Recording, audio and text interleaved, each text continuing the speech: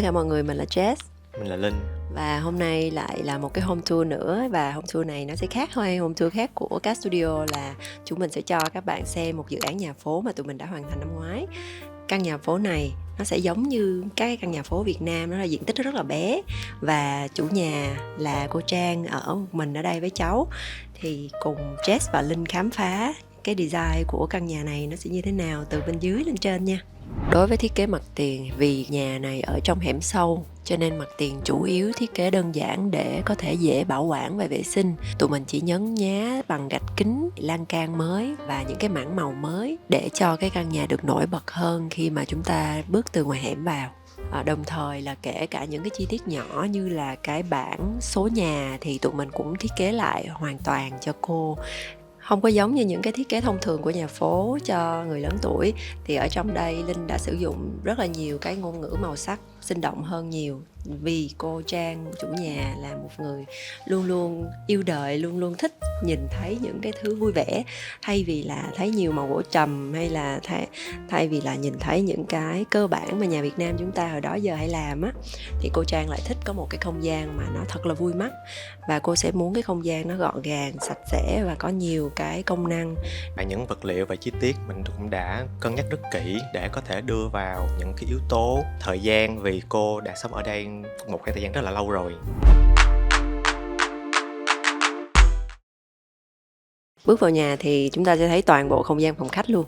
Trước khi bước vào phòng khách thì chúng ta sẽ có một cái khoảng không gian khá là vừa đủ ở đây để để xe máy nè, giày dép với lại một cái bàn thờ. Và sàn chỗ để xe này mình đã cố tình giật cấp xuống để nó vừa tạo ra được một cái phân khu và bụi ở xe nó không có tràn vào bên trong phòng khách. Mình đã dùng terrazzo để đổ sàn giúp cho không có đường ron để việc lau chùi trở nên dễ dàng hơn. Và đây cũng là cái ý đồ của Linh để giữ lại một chút xíu những cái vật liệu mà hồi xưa mình hay sử dụng cho nhà cũ của mình á. Đó là một cái miếng terrazzo màu xanh rất là đẹp ở đây. Cái khu nhỏ xíu này nhưng mà Linh đã thiết kế cho nó vừa đủ một cái tủ giày rất là lớn, đồng thời có một cái tủ nhỏ nhỏ bên phía bên này để đựng đồ linh tinh. Rồi góc này vừa đủ một chiếc xe máy luôn. Và có một cái chỗ để ngồi đeo giày rất là xinh, được làm bằng gạch thủ công. Cho nên là mọi thứ nó đều compact, nó đều có thể gọn gàng ở cái góc này mà nó không có làm cho không gian bị bừa bộn. Ở trong tủ giày thì cũng đầy đủ tất cả mọi cái đèn hay là những cái ngăn chia theo công năng và theo các cái loại giày mà ở nhà này có. Ở đây có một cái ô cửa rất là xinh xắn, và cái ô này nó được Linh modify lại chút xíu, chỉnh sửa lại chút xíu so với hiện trạng. Theo như hiện trạng thì đây cũng là một cái ô kính lấy sáng, nhưng mà nó bị một cái nhược điểm là bên ngoài là một bức tường không có chút ánh sáng nào tràn vào bên trong được. Nên khi mà mình điều chỉnh lại cái ô này á, mình đã có thêm một cái khung sắt hoa văn, và ở bên ngoài mình đã đổi một cái vật liệu là ô kính lấy sáng để ánh sáng có thể tràn vào từ bên ngoài, và thông qua cái hoa văn khung sắt này nó sẽ có một cái vệt hoa nắng ở dưới này rất là xinh. Vì cái khu này là cái khu vực mà đi lại nhiều, để xe rồi giao thông, thì ở đây Linh có ốp một cái phần gỗ để tránh cái việc trầy cái bức tường sơn hiệu ứng của mình ở đây. Thì đây là một cái chi tiết nhỏ nhỏ nhưng mà rất là hữu dụng. Góc bên này là khu vực của bàn thờ, và để tránh cho cái không gian này nó bị lạc lõng so với không gian chung thì mình đã có thêm một cái bức vách bằng kính với màu sắc và ngôn ngữ ăn theo không gian của căn nhà. Bàn thờ nó không bị quá lộ thiên nhưng mà vẫn đảm bảo thông thoáng. Bàn thờ này mình cũng đã thiết kế riêng để đảm bảo kích thước vừa với lại cái không gian này, mà nó vẫn có một cái thiết kế riêng, không bị trùng so với việc mình đặt ở bên ngoài vào. Bước vào phòng khách thì cũng như bao cái phòng khách khác thì sẽ có một bộ sofa, rồi tivi, rồi kệ tủ. Đối với lại căn nhà này á thì tụi mình muốn giữ lại tất cả những cái liên quan tới vật liệu tự nhiên nhiều hơn, để nó cân bằng lại với những cái màu sắc sơn của tụi mình, để cho mình cảm thấy được cái vẻ nguyên bản của chất liệu. Thì cái bộ sofa này á là tụi mình đã làm bằng gỗ tự nhiên, rất là cứng cáp và không dùng bất kỳ một cái đinh nào luôn. Bên xưởng Muri đã lắp ráp cho cô một cái bộ sofa đúng theo như thiết kế của tụi mình. Tụi mình đã thiết kế một cái phiên bản sofa original cho căn nhà này, đặt vào đây để cho nó phù hợp với thiết kế tổng thể. Và cái việc mà Linh đã chọn cái chất liệu vải như thế nào nó cũng đều có ý đồ để cho nó mix and match với tất cả mọi thứ xung quanh, và làm cho không gian nó không có bị già. Như các cái ghế gỗ khác thì đưa vào sẽ rất là già, nhưng mà cái thiết kế này nó không hề bị già một chút nào. Thêm vào đó là ở đằng sau sofa này mình đã có ốp một cái mảng gương màu trà để giúp cho không gian được nhân đôi lên. Nếu như mà mình xài một tấm gương bình thường á thì nó sẽ khá là công nghiệp, nên mình đã cố tình sử dụng cái màu trà để giúp cho cái sự phản chiếu nó dịu lại và hòa hợp với lại cái ý đồ của thiết kế. Ánh sáng xuyên vào gương và phản ra nó cũng có một cái màu dịu dàng hơn, nó phù hợp với lại không gian thư giãn của một người lớn tuổi hơn là so với lại những căn hộ mà hiện đại khác. Và mình cũng phải chọn luôn cái phía mà chúng ta để gương là cái phía mà chúng ta bước vào và tận hưởng hết cái không gian này, cái chiều mắt của mình, đồng thời là nó cũng không có làm rối mắt khi mà chúng ta ngồi xem tivi. Nếu như mà chúng ta để gương bên kia thì nó sẽ rất là rối. Thiết kế này Linh đang sử dụng cái sàn gỗ nhưng mà nó là gạch giả gỗ để nó có thể bền hơn với những cái căn nhà mặt đất, tại vì gỗ mà đưa vào nhà mặt đất thì nó có rất là nhiều vấn đề. Và mọi người có thể để ý là đa số những cái vật dụng trong nhà này á, mình đều để cách sàn, giúp cho cái việc tránh bị độ ẩm làm hư hại đồ nội thất, cũng là để dễ lau chùi hơn. Một tác dụng nữa của những cái đồ nội thất mà nó cách sàn đó là nó không có gây cho mình cái cảm giác cái nhà nó bị hẹp. Mình nhìn thấy đáy sàn mà mình nhìn thấy được cái độ rộng của cái không gian, thì đó là một cái công dụng của những cái đồ nội thất mà tụi mình nâng khỏi cái mặt đất lên. Và phía khu vực tủ tivi mình add thêm rất là nhiều màu sắc và những cái chi tiết vui nhộn để nguyên một cái không gian này nó trở nên sinh động khi mà mình ngồi ở sofa và mình tận hưởng những cái giây phút giải trí ở phòng khách. Và ở đây mình có hai cái cột, nếu như mà mình để lộ ra thì nó sẽ khá là nhàm chán, cho nên là mình đã cố tình ốp bo tròn lại về hai mảng vật liệu khác nhau cho cái shape nó mềm mại hơn. Và cái việc mà Linh đã chọn cái chi tiết và cái chất liệu nó có những cái mắt gỗ rất là tự nhiên này để ốp lên cột để cân bằng lại cái sự trơn tru của tất cả những cái vật liệu còn lại ở đây, để mình vẫn có được cái texture của tự nhiên trong một vài góc. Nó sẽ reflect, nó sẽ phản chiếu lại những cái vật liệu từ ghế gỗ, bàn gỗ qua tới đây. Tới cả cái bức tranh cũng vậy, tụi mình cũng sẽ ghép giữa những cái mảng trơn và những cái mảng mà sần sùi của tự nhiên. Thì đó là cái mà tụi mình muốn mix vào trong cái thiết kế này. Nhà phố mình thì hay sử dụng quạt á. Căn nhà này thì ngoài cái hệ thống máy lạnh mà tụi mình đã chọn ra một cái khe lạnh rất là nhỏ và đẹp để phù hợp với không gian nhỏ hẹp này á, thì bên cạnh đó tụi mình cũng có một cái quạt trần rất là xinh dựa trên cái sở thích thói quen hàng ngày của chủ nhà. Thay thế cho những cái quạt mà để bàn, để linh tinh những cái góc này thì một cái quạt trần nó sẽ giải quyết được nhiều thứ. Và cũng như là những cái chỗ khác thì tụi mình sẽ không bỏ sót qua để mà tụi mình trang trí thêm cho nó một chút xíu màu ở trên đó để cho nó sinh động hơn rất là nhiều. Rồi qua phía bên cầu thang thì ban đầu cái nhà này á, nó sẽ có cái cầu thang khác chiều và nó là cái cầu thang chữ U. Nó khá là tốn diện tích mà nó không có cần thiết, và nhìn từ ngoài vào thôi nó đã không đẹp rồi, cho nên là Linh đã chuyển cái cầu thang đó thành một cái cầu thang sắt và đã phủ cho nó một cái lớp màu để đi chung với lại cái căn nhà. Bản thân cái cầu thang nó sẽ trở thành một cái vật trang trí rất đẹp ở trong nhà này. Và để tránh cầu thang này nó khô cứng á, thì mình đã add thêm những chi tiết như là vách kính hoa văn hoặc là những cái chỗ decor như là mảng cây phía bên trên. Thậm chí là đằng sau cầu thang này mình cũng có thêm một cái mảng gương nữa để giúp cho cái cầu thang này nó trở nên hoành tráng hơn và nó đủ sức nặng để có thể trở thành một cái nhân vật chính ở trong cái nhà này. Và đằng sau cái vách kính hoa văn này mình có thêm một đèn neon màu đỏ nữa để khi mà qua cái lớp gương này mình sẽ cảm thấy không gian nó trở nên lung linh hơn. Đương nhiên là nhà phố dành cho người lớn thì mình sẽ có bố trí thang máy, và đây là một cái chiếc thang máy gia đình mà tụi mình đã cố gắng fit vừa với lại cái không gian nhỏ xíu còn lại của cái góc này, vừa đủ cho hai người. Và điểm đặc biệt của cái thang máy này là mình có thể custom được màu sắc của cái khung kim loại này và cái sàn, cho nên là nó được custom dựa theo cái thiết kế chung của căn nhà này luôn. Cái việc mà thang máy cho phép mình may đo theo đúng cái kích thước nó cũng là một cái vấn đề rất là quan trọng, tại vì thực ra là cái căn nhà này nó chỉ còn đúng cái góc này có thể làm thang máy thôi, cho nên là đây là một cái kiểu thang máy mà rất là hợp nhãn của tụi mình, và cái khung của nó rất là mỏng, và ở trong cái buồng thang máy thì mình sẽ không có cảm giác nó bị hẹp quá, tại vì không gian nó rất là thoáng nhờ cái lớp kính ở ba mặt. Và cái thiết kế này nó sẽ cho ra một cái kiểu dáng rất là hiện đại và tối giản, vì vậy cho nên tụi mình rất là ưa thích cái thang máy này. Nó nằm ở một góc và nó không hề phô trương mà nó còn match với toàn bộ căn nhà nữa. Đây là không gian tầng lửng của mình được tận dụng làm bếp và phòng ăn cho cô và cháu.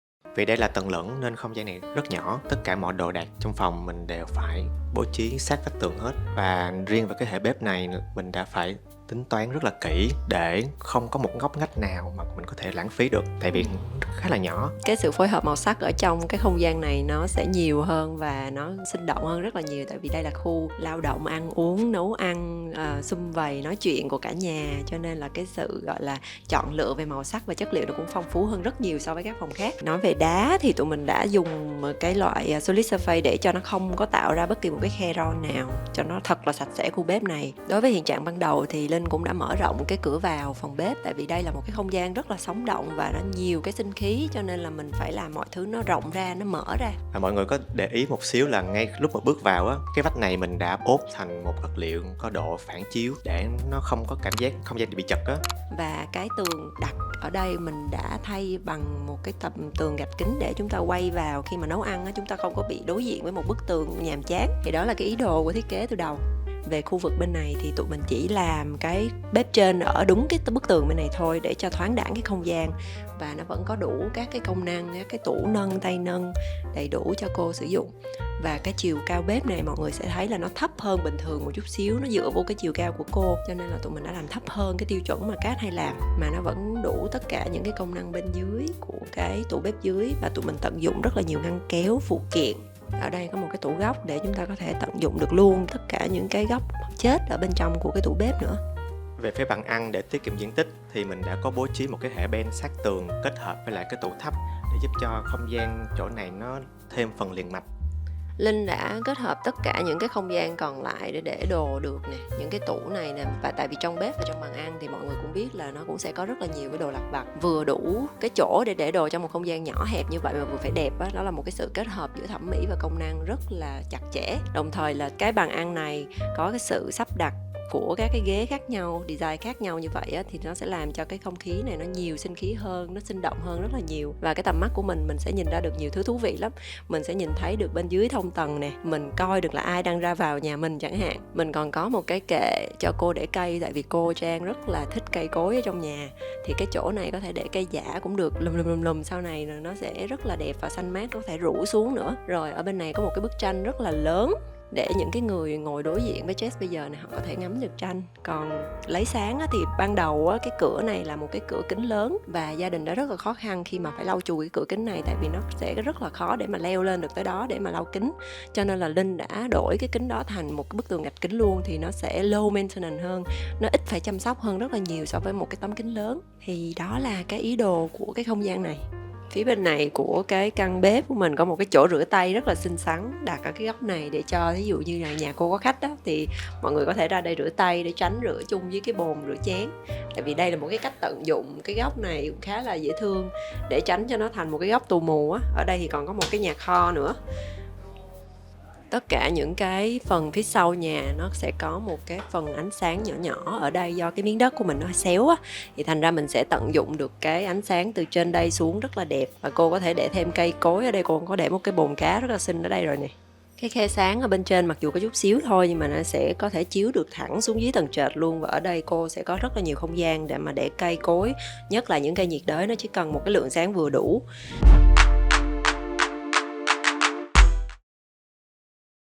Và đây là không gian master bedroom của bà và cháu ngoại, cho nên là nó có tất cả mọi thứ dành riêng cho hai bà cháu. Nói về cái góc dành riêng cho bé thì mình đã cố gắng kết hợp rất là nhiều màu sắc và hoa văn lại với nhau để tạo cảm hứng, giúp cho bạn vừa học bài và vừa có thể vui chơi ở đây. Mình có sử dụng một cái kệ màu cam nhìn rất là nổi bật và xinh xắn.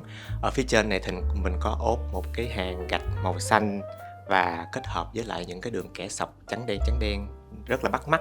Và cái chỗ này để làm cho nó sinh động hơn thì tụi mình đã dùng những cái texture mà nó nổi lên, nó không có bị trơn láng như những cái bức tường khác, để làm cho cái khúc này nó thêm phần vui vẻ hơn. Cái kệ hở với cái hệ đèn led bên trong để thấy rõ được đồ vật trưng bày, thì cái kệ này cô và bé có thể trưng bày tất cả những gì mình muốn. Đồng thời ở bên dưới này á, tụi mình cũng sắp xếp tất cả những cái không gian mà nó còn dư ra để làm hộc kéo để thêm đồ cho cô. Nói về cái vách này thì hiện trạng ở phía này sẽ là một cái cửa ra ban công, nhưng mà mình muốn tận dụng là một cái tủ, cho nên là mình phải đổi cái hướng cửa ra phía bên này. Hiện trạng cái vách này nó rất là bí bách, làm cho cái căn phòng này rất là tối, cho nên là mình muốn căn phòng này nó tràn ngập ánh sáng, nên là mình đã chọn hết thành một cái hệ cửa sổ và cửa ra vào.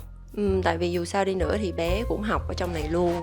Đây là không gian dành cho cả bé nữa, cho nên là mình cần rất là nhiều cái ánh sáng tràn vào nhà. Mà cô cũng không phải là người cần 100% trắng sáng để đi ngủ, cho nên là đây là một cái chế độ mà ánh sáng mà mình cảm thấy là nó vừa đủ để đáp ứng được một lúc cho cả hai bà cháu. Vì khu vực này sẽ là khu vực sinh hoạt chính của hai bà cháu, nên mình đã làm thành nguyên một cái hệ giường platform để tiết kiệm được không gian và tăng cái diện tích sử dụng, giúp cho bạn nhỏ có thể vừa ngủ và vừa vui chơi ở phía trên này luôn. Và tất cả những cái học ở bên dưới này đều được tận dụng để đồ cho hai bà cháu. Vì vậy cho nên hai bà cháu có một cái giường khổng lồ luôn. Phía bên này còn có một cái tivi để mấy bà cháu có thể thư giãn coi tivi cùng với nhau nữa.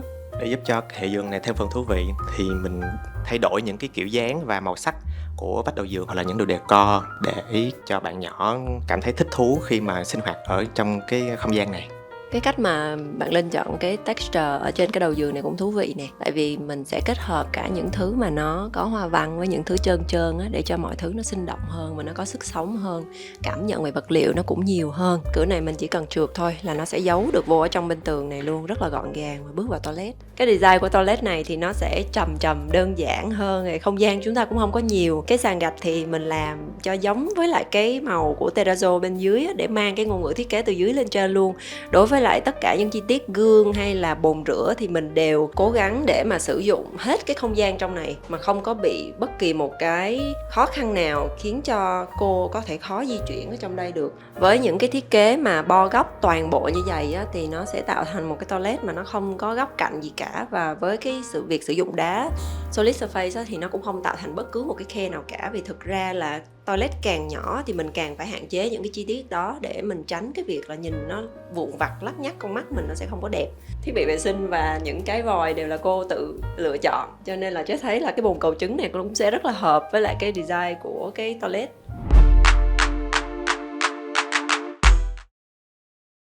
Đây là căn phòng mà cô dành cho con gái cô, cho nên là nó là một cái căn mà đang còn rất là mới, tại vì chưa có được sử dụng nhiều á. Và cô cũng chưa có đầu tư cái bức tranh, cái đèn thả và bàn đầu giường của tụi mình vẽ ra. Theo kết cấu nhà ống thì những cái phòng này nó sẽ cùng nằm trên một trục và kết cấu nó sẽ giống nhau, nhưng mà mình không muốn tạo cảm giác lặp lại, cho nên là điểm khác biệt nó sẽ nằm ở mảng tường này. Mình sẽ không có chỗ một cái cửa sổ lớn nữa, mà mình chỉ chỗ một cái ô lấy sáng ở phía dưới này thôi, và mình có thể nhìn ra được cái mảng xanh ở phía bên ngoài ban công. Ở trên này mình bít lại để có thể treo một cái tivi ở trên tường, và lối đi ra ngoài ban công sẽ nằm ở hướng này, nó ngược lại so với cái phòng ở dưới. Đối với cái khung cửa nhỏ xíu ở bên dưới cái tivi đó, nó có cái tác dụng là khi chúng ta nằm xuống á, thì cái độ cao mắt của chúng ta sẽ nhìn thấy rất là nhiều cây xanh ở chỗ đó, mà nó đảm bảo cho việc là cái phòng này nó không có bị chói khi mà chúng ta ngủ buổi trưa chẳng hạn. Thì đó là một cái design nhỏ nhỏ mà nó rất là xinh ở đó. Rồi đối với lại phần còn lại á, thì ở bên dưới là một cái bàn học, thì bên trên này nó sẽ là nguyên một cái hệ tủ, tại vì con cô sẽ có rất là nhiều đồ dựa theo nhu cầu của từng người mà Linh sẽ thiết kế trên cái thói quen sở thích của họ. Đối với cái giường của tầng này thì mình sẽ làm thành một cái giường rời luôn, không còn làm cái hệ giường platform như tầng dưới nữa. Và ở bên dưới chân giường thì tụi mình có bọc inox để nó phản chiếu cái ánh sáng dưới chân giường được nhiều hơn. Buổi tối thì chỉ cần để cái đèn này thôi là rất là chill rồi, không có cần phải những cái đèn trên kia khiến cho mình mất ngủ. Về cái phần đầu giường này á, nó có một cái điểm đặc biệt là mọi người có thể thấy hai cái cột ở hai bên này. Đây là một cái giải pháp xử lý hiện trạng, vì ở cái cột bên trái này á, nó là một cái cột có sẵn, thì mình không muốn là cái đầu giường này nó bị lệch, cho nên là mình đã làm thêm một cái cột giả bên này để tạo một cái cảm giác đối xứng, và nó tôn lên được cái vách đầu giường này, và nó làm cho cái vách đầu giường này đặc biệt hơn. Nó định vị được đây là một cái vị trí cho một cái giường master. Phía bên cái bức tường này nè, là tụi mình tận dụng từng mm một để lấy sáng vào và lấy được một cái khung, mà tại vì phía ngoài này cô trồng cây rất là đẹp, cho nên mình muốn lấy hết cái màu xanh đó vào đây luôn, để cho cái khúc mà tủ gỗ nhiều quá đó mình không có cảm thấy bị ngộp á. Cho nên đây mặc dù là nó nhỏ thôi nhưng mà nó là một chi tiết rất là đắt giá. Còn tất cả những cái tủ này đều đóng kín hết để không có gây ra cái sự gọi là nhiễu động cái con mắt của mình khi mà mình nằm ngủ mà mình nhìn thẳng vào đây á. Nếu mà nhiều chi tiết quá thì nó sẽ rất là khó ngủ. Bên đây là một cái góc toilet nhỏ xíu mà tụi mình đã thiết kế một cái cửa trượt rất là xinh và tiệp màu với lại cái tủ áo bên ngoài. Và đồng thời khi mà trượt á, thì nó sẽ tiết kiệm được rất là nhiều diện tích.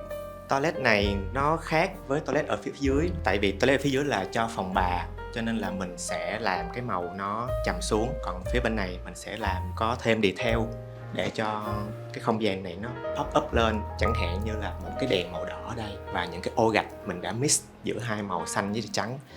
Và mọi người có thể để ý là ở mỗi toilet đó mình có chỗ thêm một cái ô gạch kính ở phía bên trên để lấy sáng, giúp cho mình không có bị cảm giác ngột ngạt và bị bí.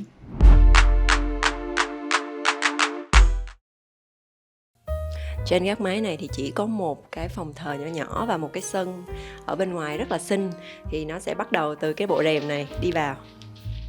Bước vào một cái đập vô trong mắt sẽ là cái bức tường màu đỏ này, để thứ nhất là chúng ta có một cái điểm nhấn cho cái phòng thờ, thứ hai là nhìn ra ngoài cái phía bên ngoài cái vườn của cô rất là xinh và xanh mát. Toàn bộ phòng thờ thì thường các studio sẽ dùng giấy dán tường có vân để âm thanh ở trong đây nó không có bị vang vọng quá nhiều và nó mang lại cái sự tĩnh mịch cho toàn bộ cái không gian.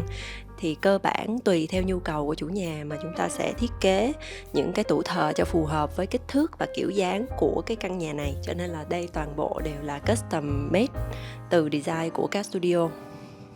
Riêng cái bộ rèm này là một thứ mà Jess muốn nói tới một chút xíu, là tại vì tụi mình đã đưa cho Muri xưởng gỗ tiện từng cái con tròn như vậy và sâu chuỗi lại và nghiên cứu cái cách để mà nó có thể tồn tại được lâu với cái sức nặng của nó. Và cuối cùng thì sau rất là nhiều lần thử thì Muri đã thành công với cái bộ rèm này và tụi mình rất là happy. Ở bên phía bên này tụi mình còn có chỗ cho một cái phòng kho nhỏ nhỏ nữa. Đối với ánh sáng ở trong khu phòng thờ thì tụi mình cũng chỉ giữ lại những cái đèn accent light và task light đơn giản nhất có thể để giữ lại cái vẻ yên tĩnh cho cái phòng thờ. Bây giờ tụi mình ra ngoài sân. Cô Trang rất là yêu thích cái vườn cây, cho nên là tụi mình vẫn giữ nguyên lại cái lối sống của cô khi mà cô đi lên đây và chăm sóc cây cối. Tụi mình chỉ làm cho mọi thứ nó đẹp hơn thôi và tiện hơn cho cô nữa. Đây sẽ là cái khu vực vườn chính của cô. Tụi mình đã sắp xếp rất là gọn gàng và khoa học. Một cái cầu thang để đi lên nóc sửa chữa khi mà mình cần thiết, và một cái bệ ngồi, một cái chậu cây ở dưới gầm cầu thang. Lý do mà mình để một cái chậu cây ở đây á là vì cái ô cửa kính trong phòng thờ này nè, mình có thể nhìn ra, và nếu như mà không có chậu cây này á là mình sẽ nhìn tới cái gầm cầu thang. Cho nên là mình đã bố trí một cái vườn cây để cho cái background của cái ô này sẽ là một cái mảng xanh. Đối với chất liệu thì Linh vẫn giữ xuyên suốt từ bên dưới tầng trệt lên, đó là terrazzo và những cái viên gạch được làm thủ công bằng tay để tạo được cái cảm giác gần gũi thiên nhiên hơn. Và cái cách mà bạn sử dụng cái gạch màu đất ở bên dưới này cũng vậy, nó sẽ làm cho mình cảm giác ở ngoài này nó gần gũi với thiên nhiên, nó không có quá bóng bẩy. Và nó sẽ tạo ra một cái cảm giác thân thiện, cuốn hút mình đi ra ngoài này thư giãn. Buổi chiều thì cô có thể ra ngoài này ngồi hóng gió, đặt cái bàn trà ở đây, có thể ngồi ở cái chỗ này rất là dễ thương ở đây để có thể ngắm cây của mình đã trồng. Còn cái phần lan can của mình á thì mình vẫn giữ lại cái lan can từ bên dưới lên luôn, thì nó rất là phù hợp với lại cái màu sắc ở khu vực này. Chia sẻ thêm với mọi người, đây là dự án thứ tư mà Cat Studio đã thiết kế và thi công cho cùng một gia chủ. Và với dự án nhà phố lần này thì tụi mình tin là Cat Studio đã tạo nên một không gian rất là phù hợp với một người vô cùng tràn đầy năng lượng và cá tính như là cô Trang. Mong là video home tour này phần nào giúp các bạn có cái nhìn trực quan hơn về dự án mà team Cat thiết kế và thi công. Nếu bạn còn muốn Cat chia sẻ chi tiết hơn về ý tưởng và quá trình thiết kế thi công dự án này thì comment để tụi mình làm một tập từ ý tưởng đến thực tế nha.